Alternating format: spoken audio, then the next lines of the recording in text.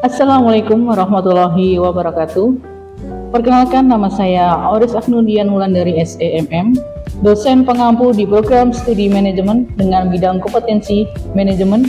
Pada semester ini saya mengampu 3 mata kuliah, yakni manajemen pemasaran, bisnis digital, dan perilaku organisasi.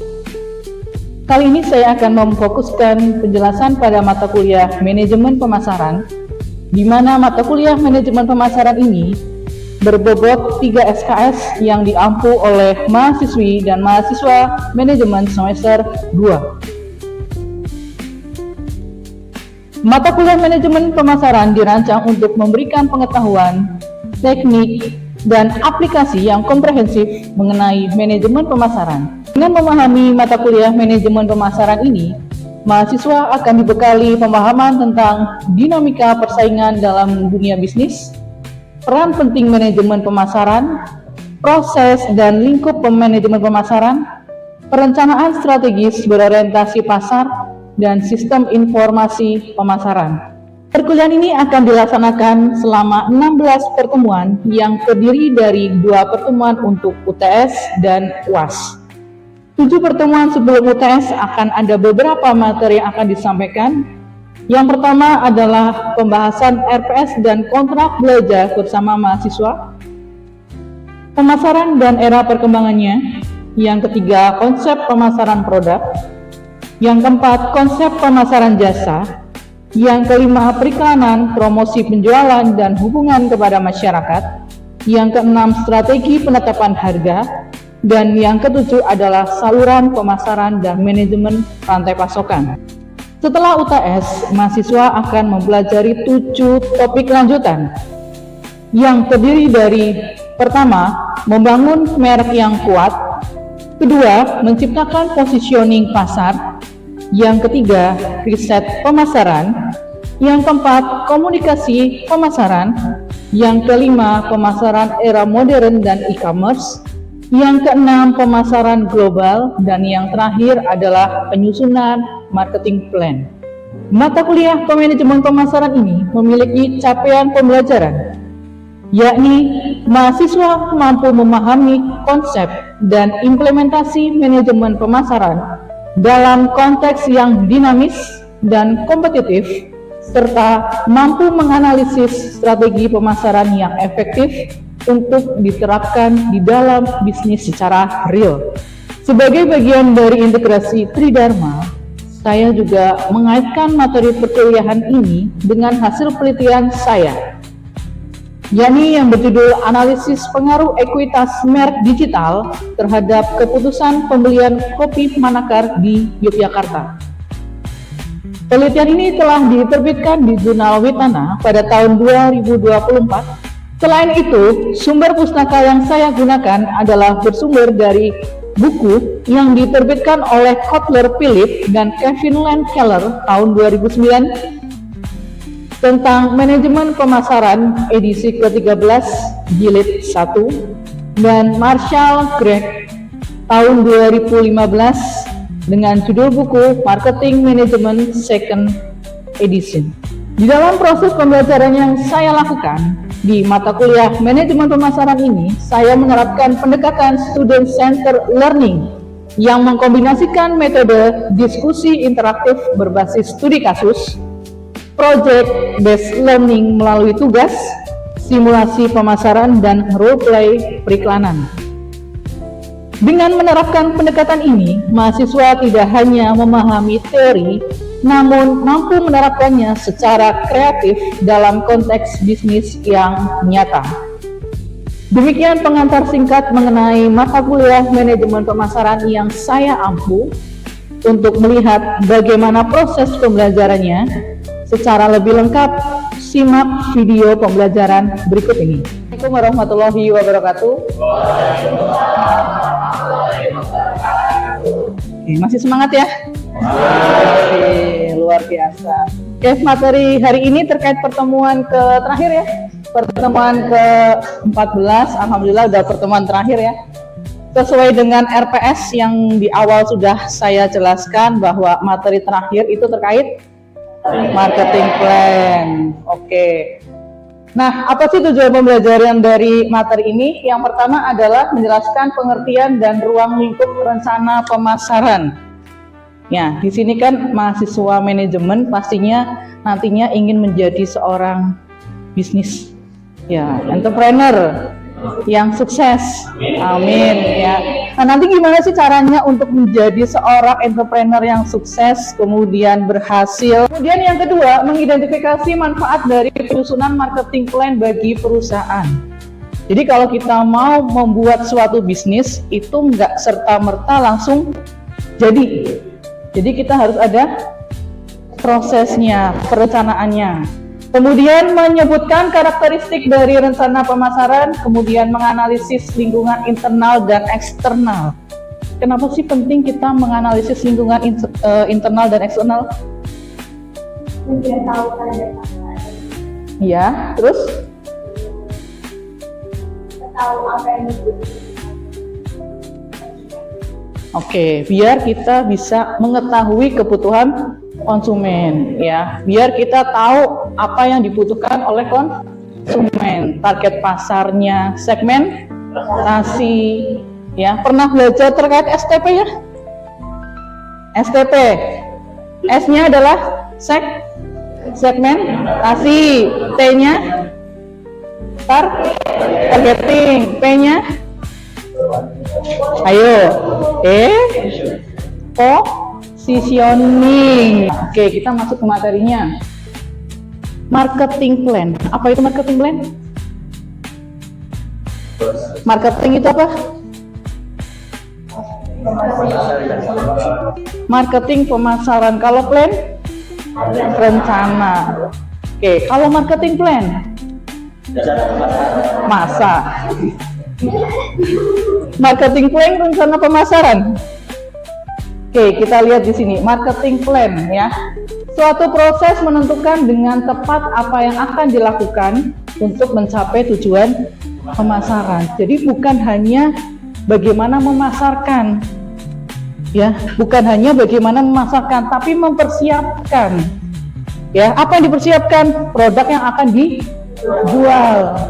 SDM yang akan dibutuhkan, ya. SDM-nya apa yang akan dibutuhkan, produknya apa yang akan dijual, kemudian siapa segmentasinya, siapa target pasarnya, ya. Kemudian teknologi apa yang digunakan, itu harus dipersiapkan semuanya. Jadi bukan hanya kita mempromosikan atau memasarkan suatu produk ataupun jasa. Punya rasa kepercayaan untuk membeli suatu produk atau jasa. Oke, kemudian kekuatan dan kelemahan perusahaan. Perlu nggak sih analisis SWOT? Nah, kemarin sudah belajar ya. Apa aja analisis SWOT? Strength, weakness, opportunity, dan threat. Oke, luar biasa, nih benar-benar pinter banget nih ya. Nah, perlunya apa sih kita menganalisis SWOT? Yang pertama adalah strength dan weakness. Perlunya apa? Kekuatan dan kelemahan. Kenapa kita harus menganalisis kekuatan dan kelemahan? Biar artinya kegiatan jual beli sudah berjalan baru dievaluasi atau sebelumnya. Gimana? Ini kan berkaitan dengan marketing plan ya.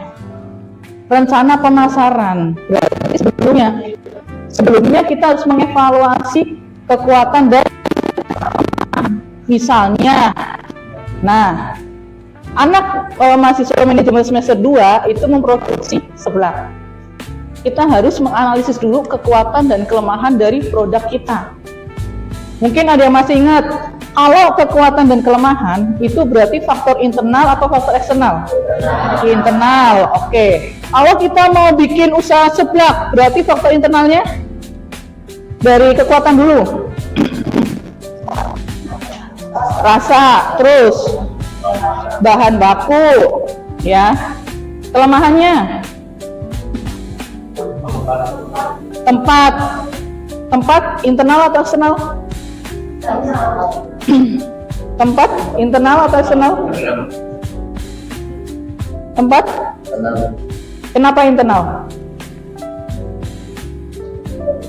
karena kita yang menentukan proses dari strategi kita. Oke, ya selain itu mungkin kalau kita lihat dari sumber daya manusia, orang yang bikin seblak kan nggak sembarang orang ya. Kalau kelamaan jadi bubur, ya. Kalau terlalu sebentar jadi alat keras ya, karena kita kan masak kerupuk ya. Jadi orang-orang yang benar paham bagaimana cara memperoleh atau mengolah ya. Kemudian persaingan. Nah, kenapa kita harus tahu persaingan kita atau pesaing kita?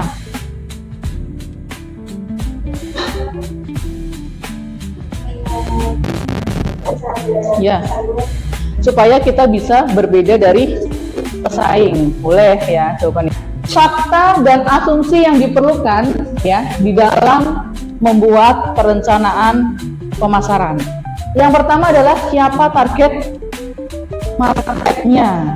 Kalau misalnya kita bikin seblak, sesuai nggak kalau misalnya ternyata target kita adalah anak usia 6 tahun ke bawah? Enggak sih ya, takut mungkin belum kuat ya, kuat. Kemudian bagaimana promosi dan iklan yang lebih efektif? Jadi kita menentukan strategi promosinya. Promosi bisa menggunakan apa aja? Media sosial, apa lagi? Media cetak, lagi? Iklan di TV, ya, kemudian pamflet, brosur, ya, poster, dan lain-lain. Nah, kemudian bagaimana perubahan harga di pasar? Siapa menyebabkan perubahan dan mengapa berubah? Jadi kita harus tahu harga yang akan kita tentukan untuk produk kita. Jangan sampai harganya terlampau mahal atau tinggi. Seblak ya, kompetitor kita ngejual seblak itu harga 15-20 ribu. Kemudian kita menjual harga 100 ribu. Ya, nggak sesuai ya. Iya, makanya ya. Jadi kita harus tahu harga yang kita tentukan untuk produk yang akan kita jual, ya. Disesuaikan dengan pendapatan rata-rata daerah di kota tersebut misalnya. Segmentasi. Nah, kalau segmen kita adalah mahasiswa atau pelajar, kira-kira kalau mahasiswa atau pelajar itu disangguin berapa sih? Dapat uang saku berapa nih dari orang tua? 15-20 ribu. 15-20 ribu. Oke, berarti di bawah segitu ya. Ya, kalau misalnya target kita adalah mahasiswa, pelajar, SMP, SMA ya, harganya jangan mahal. Kecuali target kita adalah masyarakat kelas menengah atas. Ya di perumahan elit ya, perumahan elit di dekat bandara, di dekat mana itu terserah mau menggunakan harga yang tinggi. Jadi kita sesuaikan dengan lingkungan kita. Selanjutnya adalah analisis lingkungan. Ya, kita harus menganalisis lingkungan. Kira-kira apa yang akan kita analisis? Yang pertama adalah eksternal, ya, kemudian internal. Di eksternal ada teknologi, kemudian permintaan, hukum, bahan mentah, persaingan. Oke, kita bahas satu-satu. Kenapa teknologi merupakan faktor pendukung dari pembuatan marketing plan? Teknologi, kenapa dia menjadi faktor eksternal dari pembuatan marketing plan? Ya, kenapa? Oke, kita bisa menentukan ya, teknologi sekarang, apalagi sekarang promosi, itu banyak sekali menggunakan teknologi. Ya, penggunaan media sosial, ya, kemudian apalagi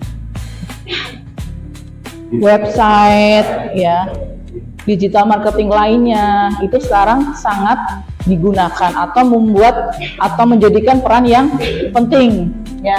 Kemudian permintaan. Nah, permintaan kenapa nih menjadi faktor eksternal untuk membuat marketing plan? Minat dari konsumen. Minat dari konsumen, permintaan konsumen. Produk itu dibuat berdasarkan permintaan dan kebutuhan konsumen.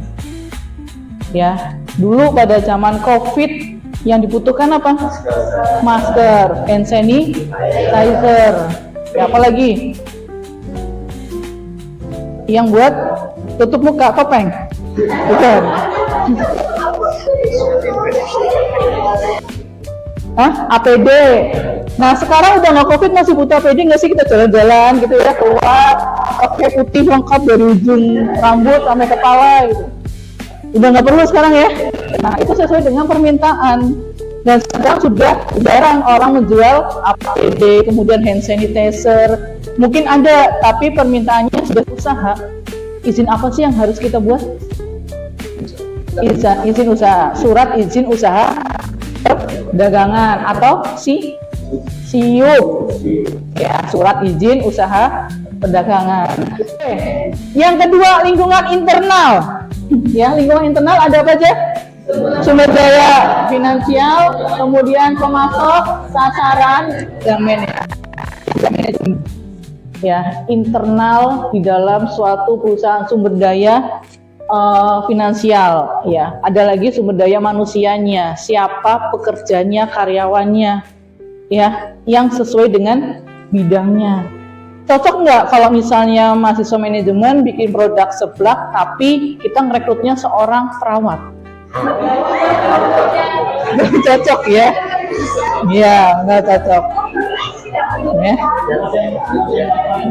Makanya kita rekrut sesuai dengan kompetensinya, sesuai dengan passionnya, keahliannya ya. Kemudian pemasok ini berarti apa? Bahan baku kita harus, kemudian sasaran dan tujuan. Kalau kita buat perusahaan harus tahu visi misi tujuan dari suatu perusahaan ya. Kemudian dari segi manajemennya, ada yang mau ditanyakan terkait materi marketing plan? Oh iya, siapa namanya? Rizal. NIM 2024 12 7 0025. Oke Mas Rizal, apa nih yang mau ditanyain sama Mas Rizal terkait marketing plan? Jadi bagi suatu perusahaan untuk memahami desainnya dalam menyusun marketing plan. Oke, pertanyaan yang bagus ya. Kenapa sih kita itu kalau misal membuat suatu produk atau suatu perusahaan itu penting untuk menganalisis pesaing gitu ya? Nah, satu, kita mengetahui apa kekurangan dan kelebihan dari pesaing. Nah, kalau misalnya kita sudah mengetahui kelebihan dan kekurangan dari pesaing, apa yang bisa kita lakukan? Apa? Oke, mengambil celahnya agar bisa memperbaiki, atau kita merencanakan strategi dari kelemahan si pesaing. Ya, kita menentukan strategi yang sesuai, yang cocok agar produk kita itu bisa unggul, bisa punya kelebihan. Makanya kalau teman-teman punya usaha atau ingin membuat usaha, harus tahu bagaimana kelebihan dan kelemahan dari pesaing. Kita mencari celahnya nih, kira-kira kekurangan dia apa? Oh, kekurangan dia adalah dari segi rasanya, ya kurang banyak, kurang apa? Bervarian. Akhirnya kita membuat suatu produk dengan varian yang banyak, lebih banyak, dengan inovatif atau inovasi. Oke. Saya Pak bisa buka ini 2024 127 atau Boleh. saya ingin bertanya apa perbedaan konsep produk dan penjualan? Oke, apa perbedaan konsep produk dan konsep penjualan? Ada yang tahu? Konsep produk, konsep penjualan, apa sih bedanya? Bedanya? Konsep produk berarti kita fokusnya ke produknya. Apa yang kita fokuskan? Bahan baku boleh, bisa. Kemudian desain packaging, kualitas dari produknya, ya. Terus apa lagi? Rasanya, ya. Jadi kita fokusnya ke produknya. Kalau misalnya penjualan, konsep penjualan tadi ya. Kalau konsep penjualan fokus pada penjualan promosinya. Bagaimana kita melakukan suatu promosi terhadap suatu produk. Yaitu perbedaannya, Mas. Sudah jelas? Jelas Bu.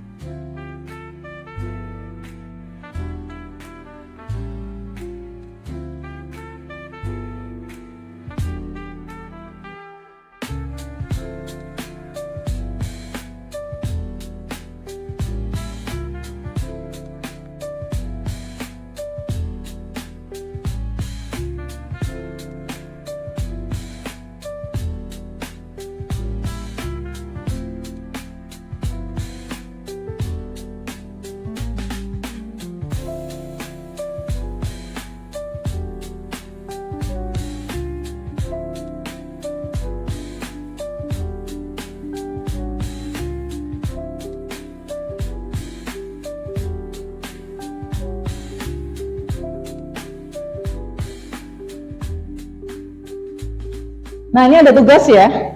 Jadi teman-teman silahkan nanti tugasnya adalah membuat analisis SWOT ya. Tadi kan sudah tahu ya, SWOT itu ada apa aja?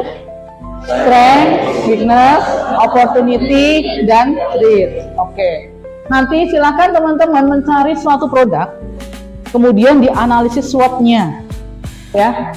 Nah, buat ringkasan yang terdiri dari siapa segmentasi pasarnya, kemudian target pasar, positioning, dan strategi promosinya. Ya, nanti dibuat sesuai dengan ketentuan ini. Kemudian esai maksimal 3 halaman dengan fontnya 11 dan spasi 1,5. Ini individu ya. Oke, karena kita sudah memiliki e-learning, apa e-learning kita?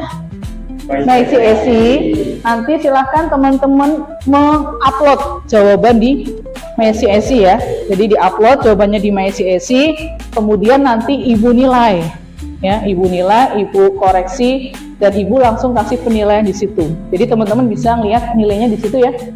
Oke. Ada yang mau ditanyakan terkait tugasnya? Iya. Itu depannya jenisnya apa?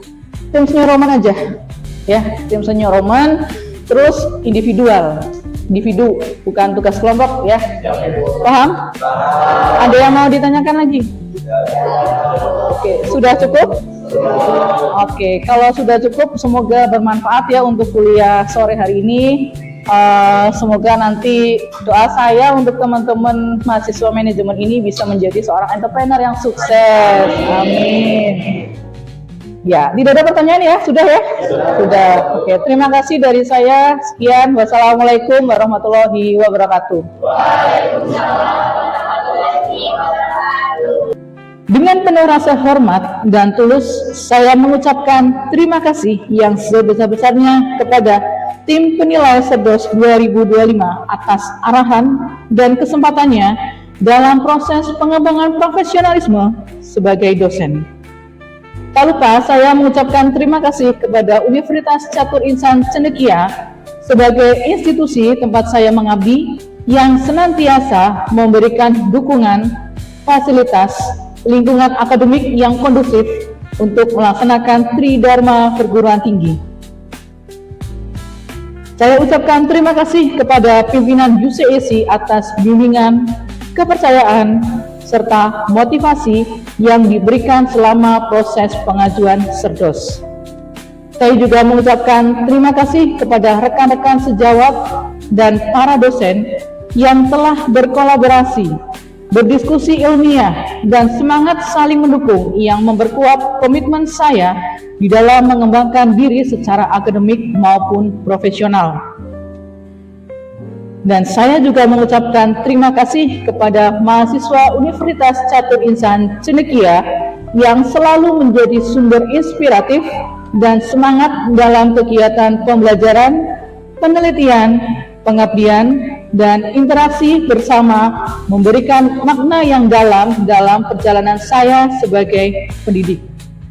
Semoga proses ini menjadi langkah berarti untuk terus meningkatkan mutu pendidikan, membangun karakter akademik yang unggul, dan memberikan kontribusi terbaik bagi institusi serta masyarakat.